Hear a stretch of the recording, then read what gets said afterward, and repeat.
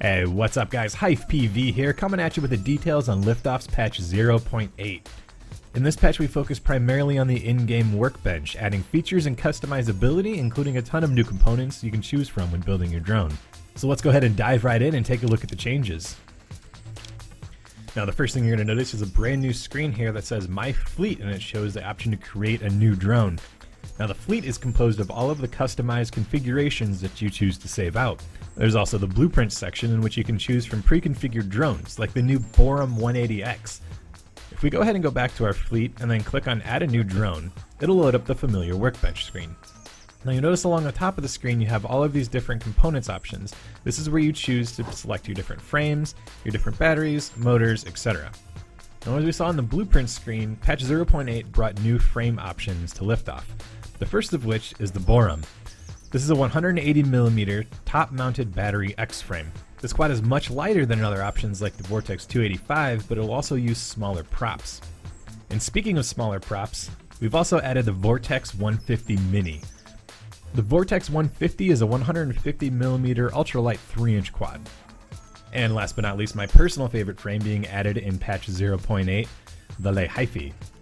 This is my flagship FPV drone racing frame that I designed and fly in the real world, and I've been working with the guys over at Lugas to bring this to you, and I'm so stoked to say that it's finally coming here in patch 0.8. So let's go ahead and take a look at some of the customizability options using my frame as a platform. If you click on the Edit Part tab over here, you can see there's all sorts of new color options. We can change the color of the paint on the carbon fiber of our frame, the colors of the standoffs and 3D printed components, as well as other options like LEDs. We'll go ahead and use a nanotech battery, as well as the 8-min freezer motors. If we navigate to the propeller menu, you can see there's all sorts of different options. Now a good thing to note here is that the Liftoff frame is compatible with propellers up to 6 inches, which is the maximum included size in the game. If we were to switch to, say, the Vortex 150 Mini, however, and then go back into the propeller menu, the only prop that we can fly is the Vortex 150 props.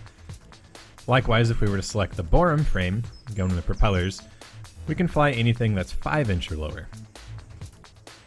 So if we were to switch back to the frame that we were customizing, select our favorite props, and then go into the camera options, we can take a look here and notice that there are two options for our cameras. We'll stick with the default one and go over to the side here where it says Edit Part. Within this menu is where you would change your desired camera angle. In addition, there's now HD camera options that you can add to your quad. We'll go ahead and leave that off because we're going to be doing some racing, so we want our frame to be ultra light. There are also different options for antennas. Now you may be thinking most of these changes are primarily aesthetic, but when I'm flying FPV I can't see my drone, so what's the purpose of all this customization? After completing a multiplayer race, there's a race results animation in which all of your competitors will be able to see your awesome rig. So once we've finished customizing the aesthetics of our quad as well as selecting all of our favorite race components, we can go ahead and click on the first menu option at the top here.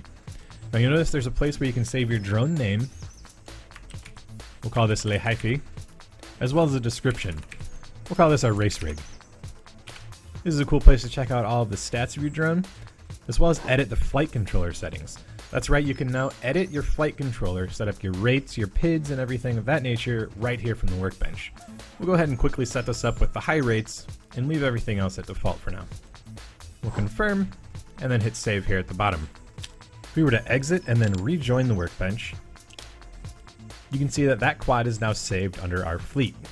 In addition, if you notice at the bottom here, there's a share button. Eventually you'll be able to share all of your favorite rigs to the Steam Workshop, where other users can download and fly your favorite setup. This is going to be great for sharing your favorite configuration with your buddies, or for engaging in spec class racing in which every racer is flying the exact same drone. Now that functionality is not ready quite yet, but it's coming in the very near future. Alright guys, that's all the details on Liftoff's patch 0.8. I hope you're as excited as I am to dive into the new workbench and customize your rigs.